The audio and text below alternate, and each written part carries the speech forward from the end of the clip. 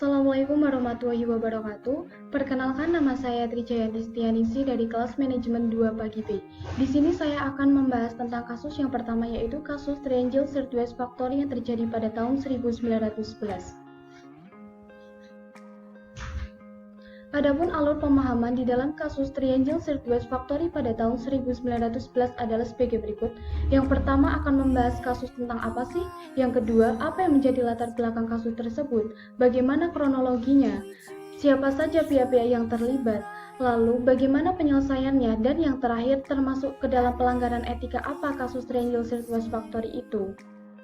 Langsung aja yang pertama, yaitu kasus Triangle Circuit Factory. Triangle Circuit Factory merupakan sebuah pabrik yang berdiri di New York, Amerika Serikat. Pabrik ini memiliki karyawan kurang lebih 500-600 karyawan. Kebakaran Triangle Circuit Factory di New York, Amerika Serikat terjadi pada tanggal 25 Maret 1911. Kebakaran ini merupakan bencana industri yang paling mematikan di dalam sejarah kota New York, yang memakan korban jiwa sekitar 146 pekerja garmen. Kebanyakan di antaranya yaitu wanita yang tewas akibat kebakaran ataupun melompat dari ketinggian yang tidak wajar. Selanjutnya yaitu latar belakang kasus Triangle Circuit Factory. Max Planck dan Isaac Harris selaku pemilik pabrik sengaja membakar tempat kerja mereka sebelum jam kerja untuk mengumpulkan kebijakan asuransi kebakaran yang mereka beli. Mereka juga menolak untuk menginstal sistem sprinkler, yaitu sebuah alat yang otomatis menyiramkan air apabila terjadinya kebakaran, dan mereka mengunci pintu ke tangga dan pintu keluar. Akibatnya, banyak pekerja yang tidak bisa keluar dari gedung yang terbakar dan melompat dari lantai atas ke jalan-jalan di bawahnya. Selanjutnya yaitu kronologi kasus Triangle Circuit Factory. Pada hari kejadian, sebagai pekerja sudah menyelesaikan jam kerjanya mereka pada pukul 4 sore, tepatnya Sabtu 25 Maret 1911. Alarm kebakaran diketahui berbunyi pada pukul 4:45 oleh pejalan kaki di Washington Place yang melihat asap keluar dari lantai 8. Api berkobar dari sebuah tempat sampah dan cepat merambat ke kain-kain yang digantung di dalam tempat produksi. Saat mulai terjadinya kebakaran, staf pembukuan di lantai 8 bisa memperingatkan karyawan yang berada di lantai 10 via telepon. Tetapi tidak ada alarm terdengar dan tidak ada cara untuk menghubungi staf di lantai 9, maka kepanikan pun segera terjadi. Banyak dari mereka akhirnya memilih untuk melompat dari jendela-jendela gedung yang menjulang tinggi. Begitulah para korban tewas, bagian besar karena luka bakar, sesak napas, cedera akibat benda tumpul, kombinasi dari ketiganya, atau jatuh dari ketinggian. Penyebab kebakaran menurut Kepala Pemadam Kebakaran adalah pembuangan korek api atau putung rokok yang masih menyala ke tempat sampah. Mayat korban dibawa ke Amalgard dan diidentifikasi identitasnya serta dipulangkan kepada keluarganya. Kebakaran inilah yang mendorong pengesahan undang-undang yang mencatatkan standar keselamatan pabrik yang baru dan membantu berdirinya International Ladies Garment Works.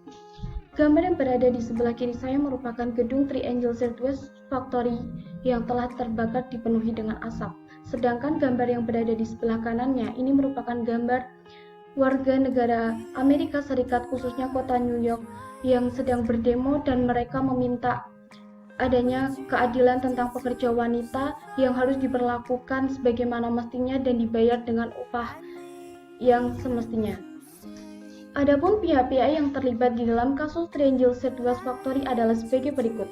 Yang pertama yaitu Max Planck dan Isaac Harris, merupakan pemilik pabrik dan diduga sebagai dalang kasus tersebut.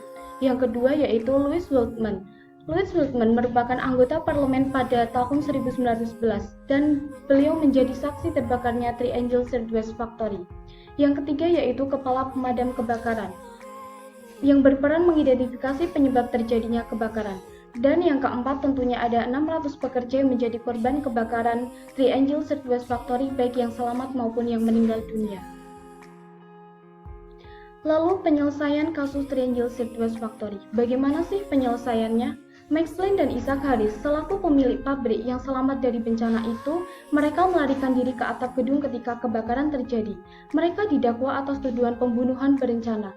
Persidangan mereka dimulai pada tahun 1911, tepatnya tanggal 4 April. Namun karena kurangnya bukti yang kuat, juri membebaskan mereka dan mereka harus bertanggung jawab dengan membayar denda sebesar $20. Selanjutnya yaitu pelanggaran dan permasalahan etika kasus Triangle West Factory. Menurut saya, pelanggaran kasus Triangle West Factory termasuk ke dalam etika teleologi yang termasuk ke dalam egoisme etis. Kasus tersebut terjadi karena kepentingan pribadi pemilik pabrik yang sengaja melakukan pembunuhan berencana kepada karyawannya. Egoisme ini bisa menjadi hedonistis, yaitu ketika kebahagiaan dan kepentingan pribadi pemilik pabrik diterjemahkan seakan-akan sebagai kenikmatan fisik yang bersifat vulgar. Dan menurut saya permasalahan etika kasus Triangle West Factory termasuk ke dalam suap atau bribery, bahwa pemilik pabrik yaitu Max Planck dan Isaac Harris tidak dijatuhi hukuman sebagaimana semestinya. Mereka hanya membayar denda. Hal ini berarti memberi sesuatu dengan tujuan mempengaruhi tindakan seseorang pejabat dalam melaksanakan kewajiban publik. Berdasarkan apa yang kita bahas dari awal sampai akhir, yaitu tentang Triangle West Factory, dapat disimpulkan bahwa menunjukkan bagaimana perusahaan bersedia melakukan apa saja demi laba. Dalam bisnis, satu-satunya etika yang diperhatikan hanya sikap baik dan sopan kepada pemegang saham. Namun sebenarnya etika baik terhadap karyawan juga diperlukan demi perkembangan usaha. Demikianlah yang dapat saya sampaikan, kurang lebihnya mohon maaf. Wassalamualaikum warahmatullahi wabarakatuh.